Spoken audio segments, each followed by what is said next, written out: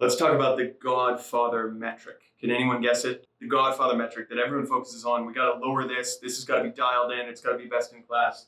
I'm talking about CPA. Now, of course, Medicare has received a massive influx, reasonably so, of very talented marketers in the last few years, right?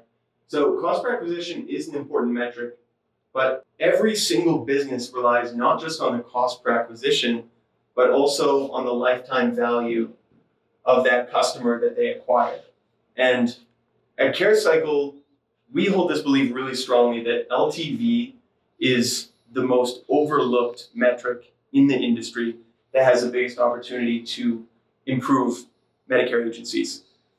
Now, when you increase LTV, you're not only creating a more profitable business on a unit economics basis, but you're also creating a much more attractive business to acquire potentially in the future. Whether you have partners, you want to retire out, you want to sell to an FMO, these all become much more attractive options, and you get a much more attractive exit when your lifetime value is also in check. Because anyone can buy cheap leads, and if you have a talented sales team, talented agents, you can achieve a relatively low CPA and dial that in. The question is, when you're acquiring those low-cost leads and selling them at a really high rate, how long do they stay? What kind of mechanisms do you have in place to make sure that the payback period on that CPA is solid? That's through cash flow management. And then more importantly, that your LTV is strong, that those customers are staying with you year over year. Now, if you're currently operating on a heap deal, this might not seem particularly important at the moment, but in fact, it even is on a heap deal, because what we find is that the vast majority of churn takes place in the first 90 days before that heap deal comes into effect. And that's precisely the reason why most heap deals are structured the way that they are, because no FMO wants to acquire a book of business when 30% of those members are bound to fall off, say, a month later, right? Now, CPA, we can do a few things to help out CPA, right? We can do source tracking, we can do call scoring, we can do better agent coaching and training. This has improved recently, just through the ability to analyze transcribed and recorded calls. But really, a lot of this comes down to media mix, media buying strategy, and salesmanship on the floor.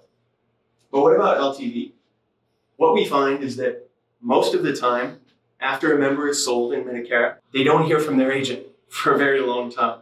So this is low-hanging fruit to improve, right?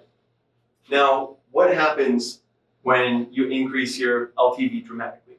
So let's say you're running a really tight ship on the marketing and sales side, and you have a gold standard CPA of $120, but you lose 40% of your members each year, or let's say on a heap deal before 90 days.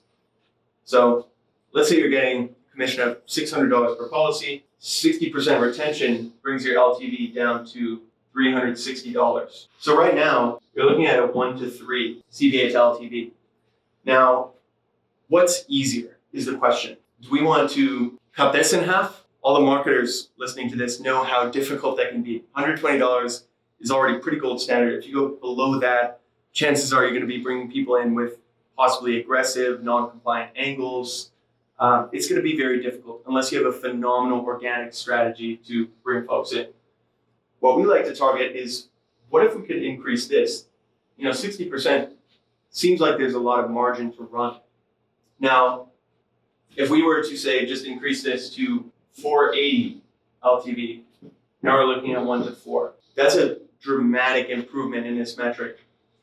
Typically, this is framed as a ratio, right? So we're effectively going from 3 to 4, the 25% increase in the quality of your business. And this is not even by having gold standard retention. You don't need to visit your clients in person, but just simply by implementing some strategies to stay in touch with them, take care of them, and make sure that you know that you're going to have a few more of them for the first year. If you increase this up into the 80s, up into the 90s, like many field agents have, clients for 10, 15 years, then we're not talking about an incremental change in the bottom line. We're talking about a fundamental shift in the unit economics of operating your agency.